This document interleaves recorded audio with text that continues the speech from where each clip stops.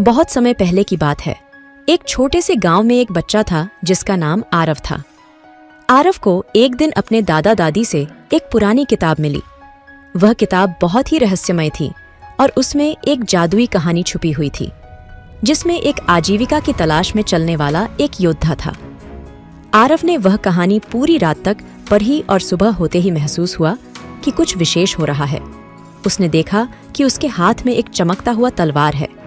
वह तलवार उसे जहां भी जाना हो वहां पहुंचा सकती थी और उसके साथ एक जादुई रथ भी था। आरव को लगा कि यह जादुई तलवार और रथ उसे किसी नए सफर का आग्रह दे रहे हैं। उसने तय किया कि वह अपनी नई यात्रा पर निकलेगा। पहले सफलता की ओर अपने कदम बढ़ाते ही आरव एक जादुई जंगल में पहुंचा, जहां एक रहस्यमयी पुरानी दीवार थी। उसने तलवार से दीवार को छूते ही देखा कि एक पांसवे के पार एक और समृद्धि से भरा हुआ जंगल फैला हुआ था। वह जंगल में चलते हुए एक नदी के किनारे पहुंचा, जहां एक सुंदर सी रानी बैठी थी।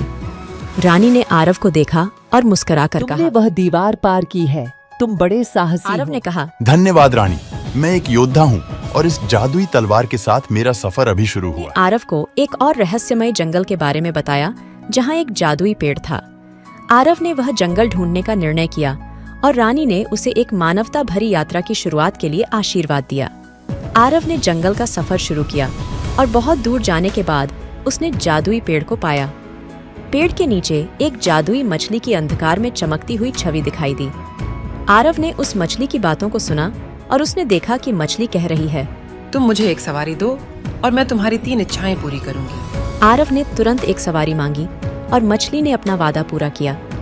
आरव की पहली इच्छा थी विशेष शक्तियों से भरा हुआ एक जादुई आयुष्य।